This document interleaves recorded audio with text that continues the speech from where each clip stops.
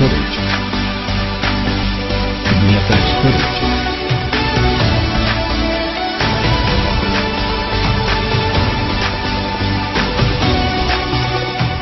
VFX footage.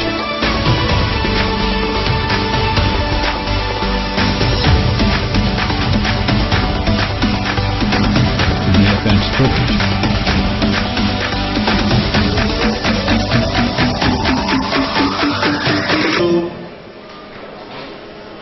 Bring on board the man we have heard so much about and many respect him, Professor Soludo. It's a privilege to be asked to read his citation. It's good, Prof. You need to stand so that they will see you as a good feeder.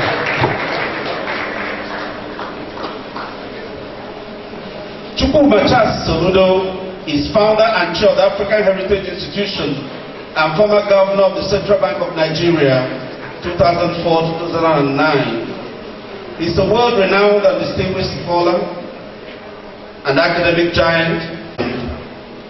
Charles Soludo obtained his 3 degrees and then professorship at the University of Nigeria, Nsukka. Soludo graduated with a first-class honors degree in 1984. An MSc Economics in 1987 and a PhD in 1989.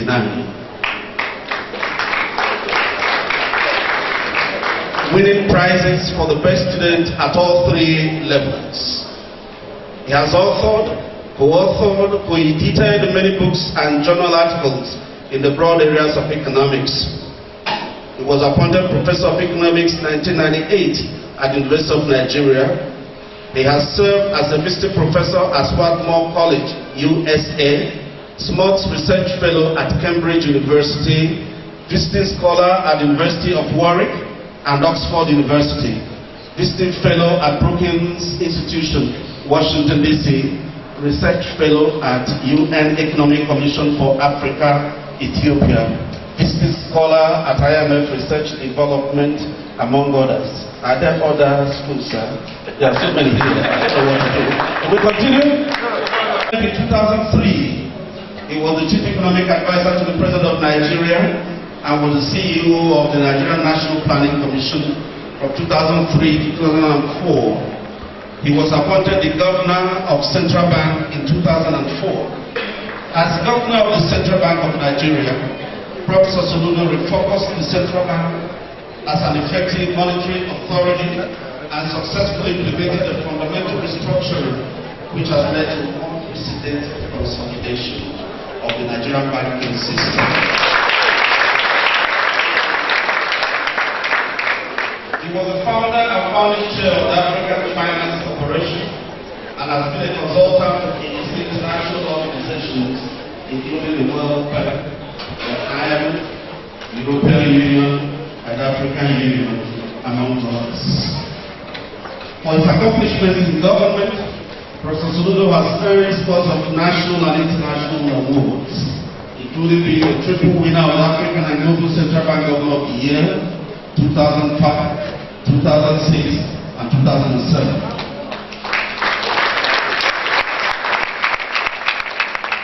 By the FT Banker Euromoney annual meetings daily, and the Financial Times of London has described him as a great reformer. The federal government of Nigeria conferred the 3rd highest national honor, Commander of the Order of the Federal Republic, CFR, on him in 2006. The University of Nigeria in 2004 honored him with a special award as the most distinguished alumnus of the university. It's my great pleasure to present to you an outstanding scholar, a frontline educationalist, a renowned economist, a banking guru, and the architect of consolidation of Nigerian banks.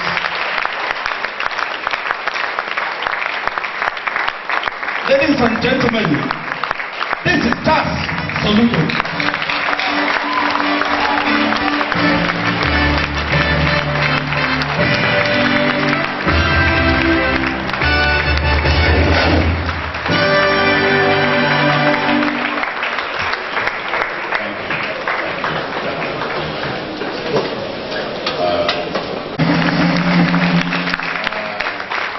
principal officers of the university, professors, lecturers, the conferees here, my colleagues, other keynote speakers, and all the invited guests who have come from far and near, my fellow students. I don't know what you are called. What do they call? Is that the great FUNAI or great... which one?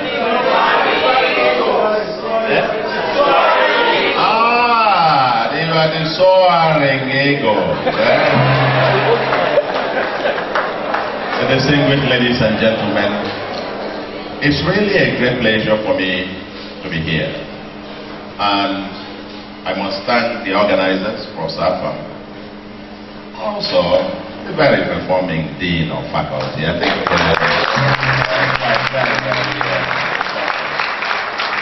for the invitation.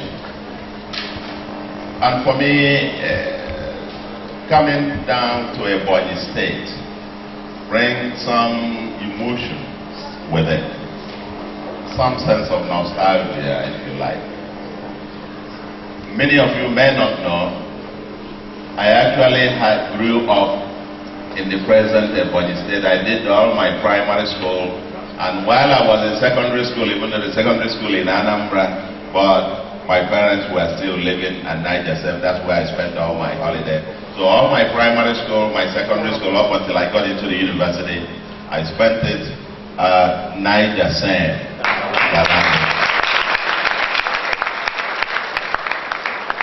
So if you like, if you call me an Ebonyi boy, you are not too far from it.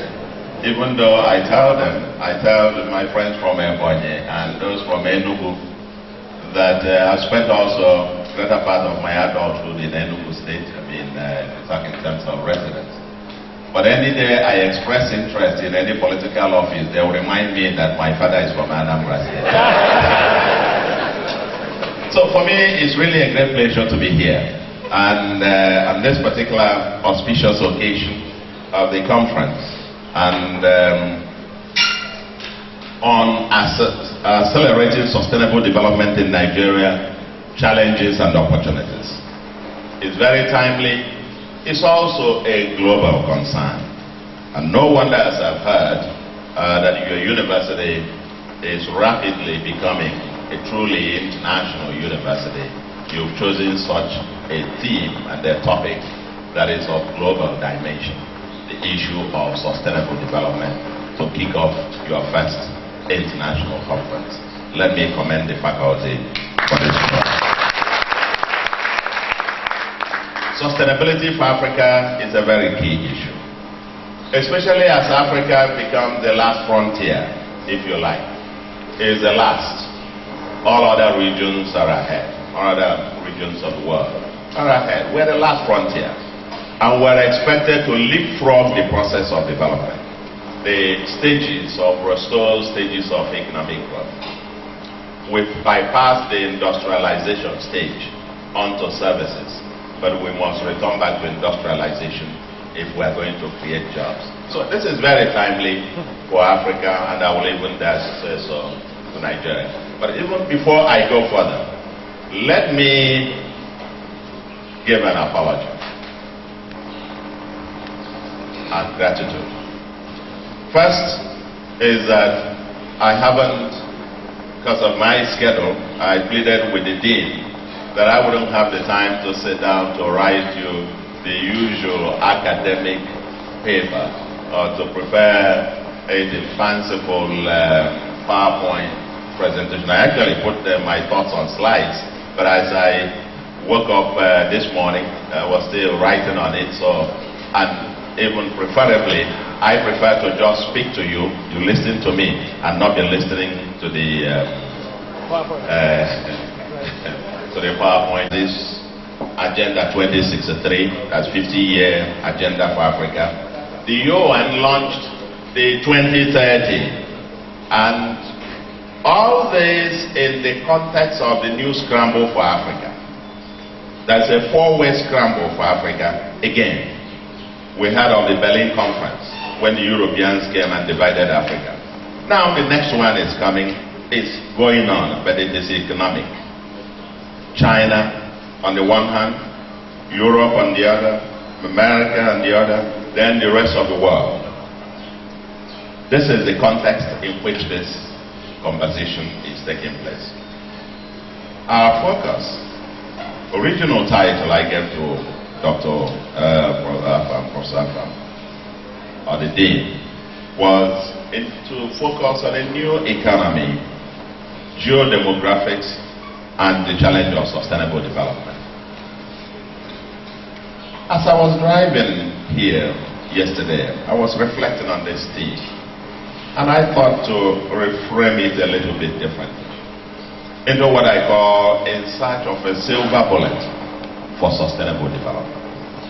And in this short commentary, because it's a commentary that I will run on the subject itself, I will try to provoke you into thinking not outside of the box, but maybe without the box at all. That's what my few commentaries are designed to achieve. Ladies and gentlemen, as today sustainable development has become the new, if you like, buzzword. Some people say it's the new slogan of development. It's the new kid on the block.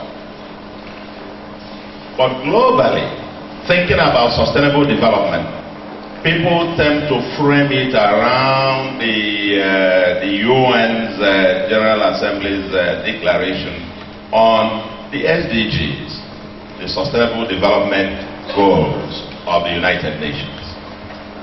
At the 70th UN General Assembly in 2015 was when the Agenda 2030 was launched.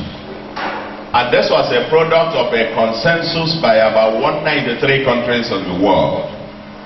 And they launched a 15-year agenda to build upon the Millennium Development Goals, MDGs, with an overarching aim, quote, to end poverty in all its forms by 2030. The Sustainable Development Goals, SDGs, have got 17 goals.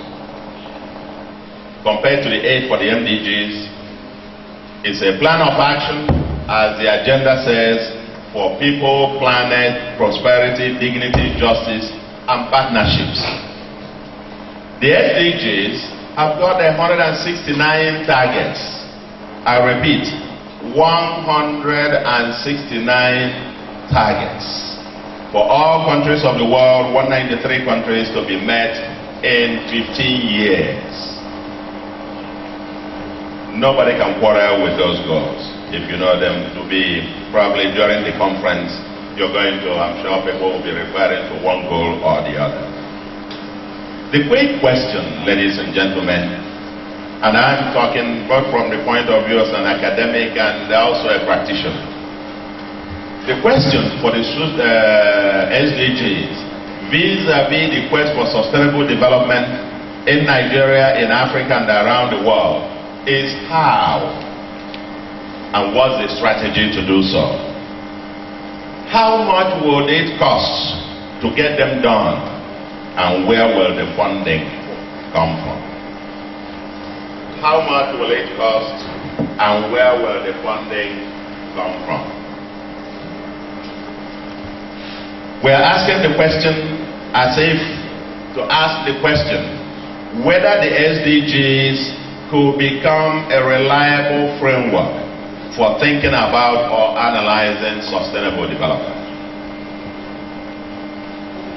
I'm sure many of you came here probably with the thinking that, yeah, like I said, no one will quarrel with those 17 goals. If you look at them, they're all comprehensive, so encompassing.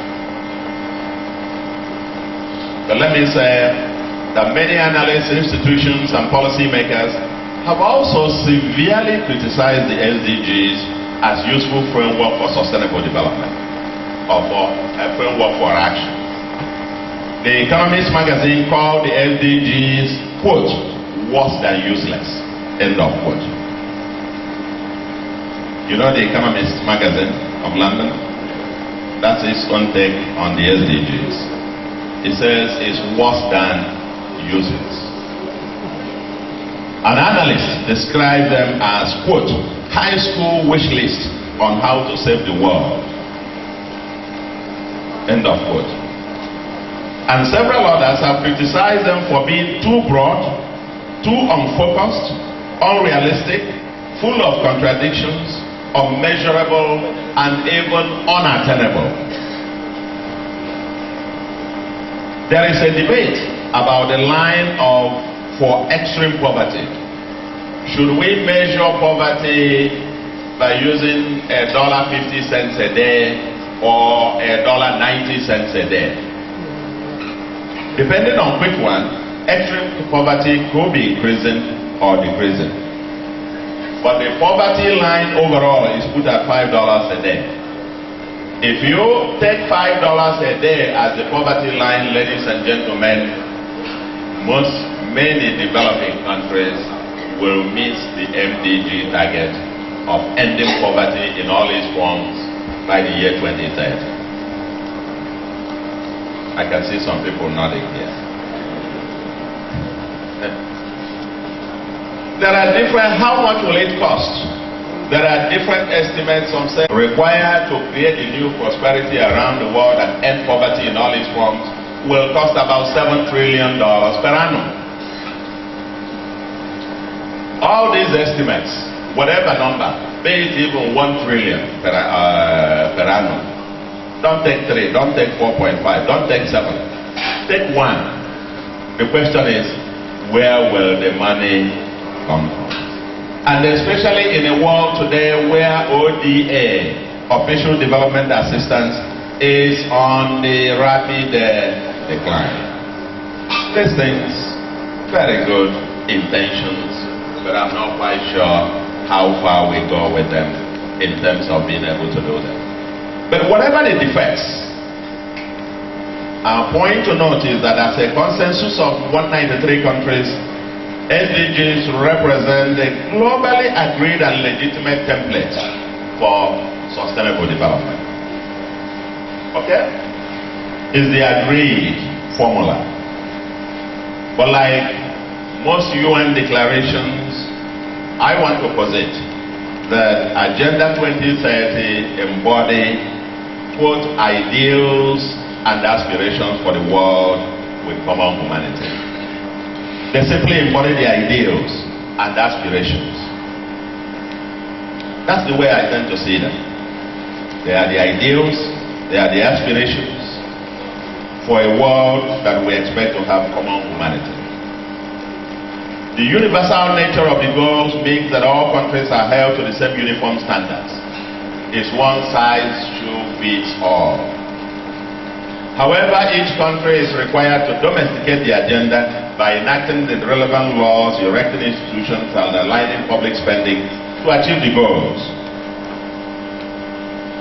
So, but a critical question is, how many countries actually pay attention to the SDGs in the formulation and implementation of their national policies? I don't know the last time you had either the state government or the national budget being read and the references were copiously being made to the SDGs or their targets, and that the budget is made in compliance with the SDGs and so on and so forth. Somebody is asking me, are they even aware? I don't know. Where is Nigeria in all of this? Let me say a personal view is that the SDGs of United Nations remind one of successive Nigeria's national development plans and their goals and targets. And many of these largely nebulous and aspirational in nature. And let me say one thing. If the current trends continue, if current trends in terms of policy direction, programs continue, you don't need to wait to 2030 to know whether we will meet them or not. It's evident that if we allow the current trends to go on, then the 17 SDGs will be missed by Nigeria come 2030. So you don't need a conference you don't need a large thing to know this one. It's not going to happen. If you look at the 17 goals vis-a-vis existing trends and frameworks, you will come to this conclusion. Take the overarching goal of the agenda to end poverty in all its forms. But Nigeria is one country still adding a few millions of people into the poverty bracket every year. Some people say, very uncharitably, characterize Nigeria as the poverty capital of the world. Well, you know, as a proud Nigerian, I don't like to say that, but that seems to be what the numbers are showing. Okay? So you don't need to wait for 2030. If the GDP is growing, the national income is growing at about 2%, 2.2, 2.3. less than the population growth rate. It means that on a per capita basis, income is growing negatively. You don't need a soothsayer to tell you that poverty will be rising. And with rising unemployment, youth unemployment at about 37%, national aggregate unemployment at about 23%, and with negative per capita income growth rate, you don't need a soothsayer to know that you missed that overarching goal of ending poverty in all its forms. We're talking about extreme poverty here, whether you measure by $1.50 or $1.90 a person per day. If you even raise it to $5 a day, you can do the math. Ladies and gentlemen, that is the state in terms of stylized facts. But coming back again to the topic I wanted to discuss before, in terms of what I call the disruptive changes and structural vulnerabilities as even further challenges to our capacity to meet this. And I identify quite a few key factors that actually complicate matters.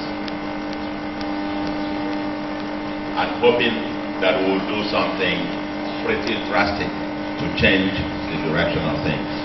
The first of them, ladies and gentlemen, globally, is the emergence of a new economy. The world is experiencing the fourth industrial revolution, and the digital economy is here upon us. Artificial intelligence and other future technologies such as robotics, synthetic biology, computational science, nanotechnology, quantum computing, 3D printing, 4D printing, the Internet of Things, the cognitive science, self-driving vehicles are now upon us.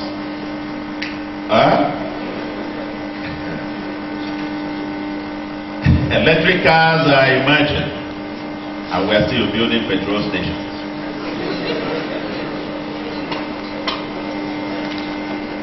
And the synergies among all of this will drastically change the world as we know it today, leading to huge structural unemployment, except for those with the capacity to continuously adapt and upgrade their skills. In other words, with this upon us, if you're going to find, I just gave you one example. Can you estimate how many drivers we have around? How many people, commercial? Some people did estimate between Enugu and Onitsha in terms of the traffic, and they got something like 80 to 100,000 vehicles plying that road per day. Now, think about the number of drivers. And when we now get self-driving vehicles, where you program them and they drive themselves to wherever you want them to go, and you don't need all those drivers, what jobs will they do? This is, I'm just using this to say how it complicates an already complicated situation. If you have huge unemployment and then somebody has driven all his life, what new job is he going to do? And that's why structural unemployment will be upon us. I'm not yet even talking about how artificial intelligence, that one we can have a full day discussion on how artificial intelligence and quantum, big data, 3D, 4D printing will totally change the world as we know it today and the nature of jobs that we'll have. There will be millions of job displacement. Only those who can adapt and innovate will survive. The old economy today is struggling in the face of disruptive shocks of the new economy. The petty traders are struggling with the agglomeration. Do you have shopping malls already here? I'm sure they are coming.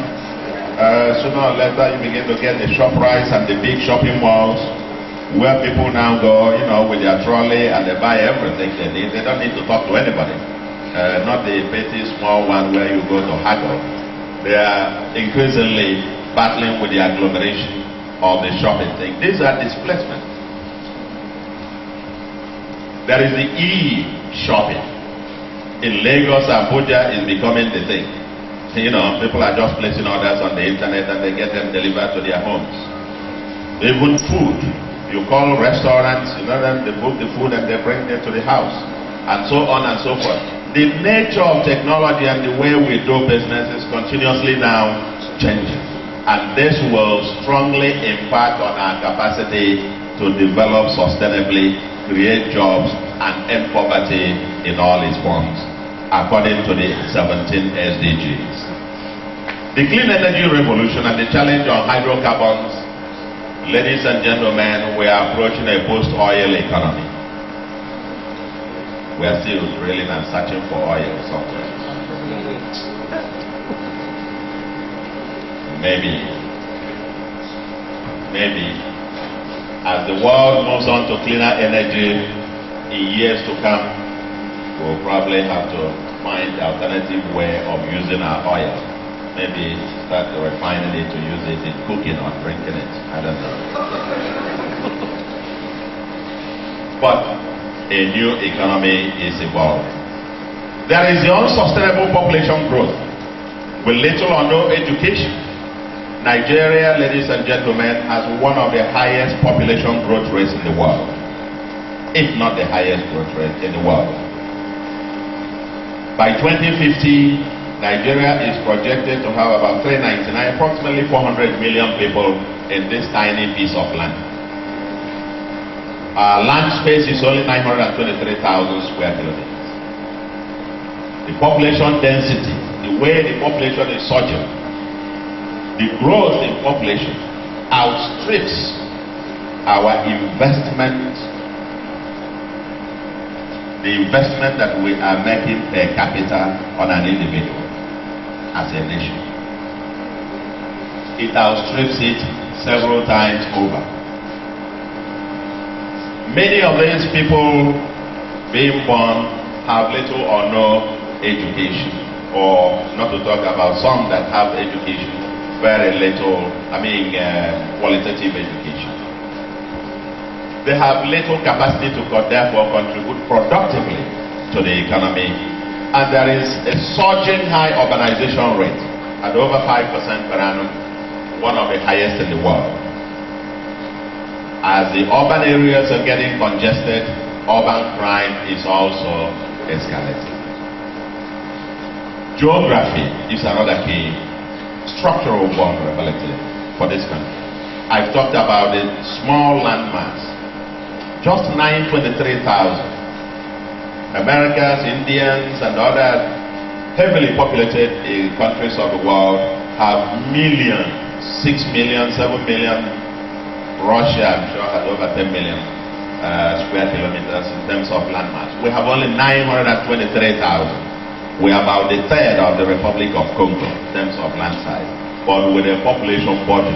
By 2050, we will be the third most populated country in the world after India and China. The question is, where will these people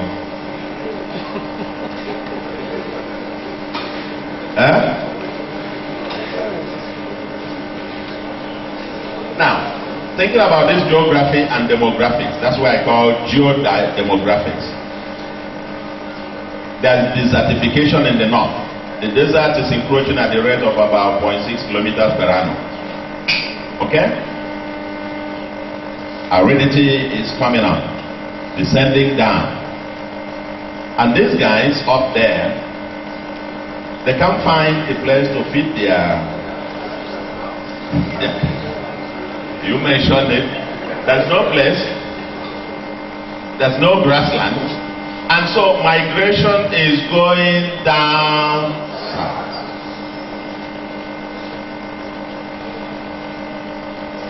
We have debated, this is another topic altogether, debate about what to do with the herdsmen and so on and so forth.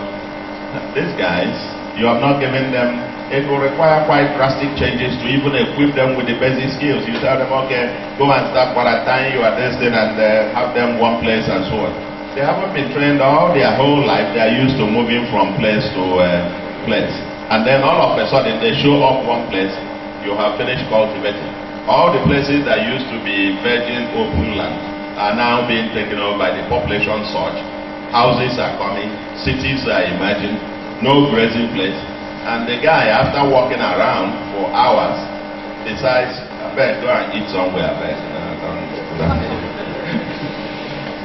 And then the farmer shows up and says, these clashes are only beginning. Because when you have more than double the population today, we are about 200 million. In 2050, you will have about double the size that you have today. And with these pressures continuing, if we don't do something today, these complications will even become, I don't know, I don't want to talk more about that. So, there will be intense pressure on land, intense pressure on water, and there will be, that's almost an open war already between the wandering herdsmen and farmers, and the war over land and water will intensify. Add to that, to the fact that we have an largely obsolete educational system. Rote learning versus imagination, critical analytical thinking. People put various estimates. Some say 60–70% of graduates of our institution, secondary, university, are not just unemployed, but unemployable. There's interaction between illiteracy and crime. Add to that, ladies and gentlemen, to the fact that Nigeria has been for years now being classified among the countries that are almost on the red alert list of the Fragile States Index. It used to be called the Failed State Index. We're now on the Fragile State Index. I mean, it's called renamed just not to scare people. Fragile State Index, but were classified on the red alert list. We are classified, I think, number 13, 14, together with countries such as Syria, Afghanistan, Greece, and so on and so forth. That's the countries we're in the same category with. And I don't want to scare our students by saying that in today's world, it's estimated, and in many developing countries, that between 70–80% of our graduates will not practice what they are learning in school. They're not. So much of your learning will equip you to think analytically, critically, develop your thinking capacity, your survivalist instincts, and so on and so forth. But in the end, ladies and gentlemen, you must, the new world is going to be a world of multitasking, critical thinking, imagination. Only those who can innovate will survive on a sustainable basis. If you look at the major ranking or major indicators of development, corruption, infrastructure index, low savings investment, capital flight, skill shortages and low labor productivity, and so on and so forth, and Nigeria suffers a very interesting paradox. Interesting paradox that we have about 37% youth unemployment, and yet we have critical skill shortages. So it's an interesting paradox. High level of unemployment, critical skill shortages. Today for job, and yet we have skill shortages. This is for countries seeking to have sustainable development. But ladies and gentlemen, I focus so much on the glass half full, half empty. Let me talk a little bit about, let us put smiles on our faces. It's not gloom and doom. It's not all negatives. The challenges can also be turned into opportunities. Nigeria, let's pride ourselves, we're the largest economy in Africa, the giant of Africa. Clap for ourselves. So, at least something to cheer, something to smile. Almost a $400 billion economy, even though we've come down from about 540 billion before. Sometimes we're 540, we've climbed down below, and we've just inched up a little bit. We have large and youthful populations, which can be raw materials for growth at the market if harnessed and transformed. We have natural resources, 44 solid minerals, gas, oil, whatever we can still do to get value of them while they still have value.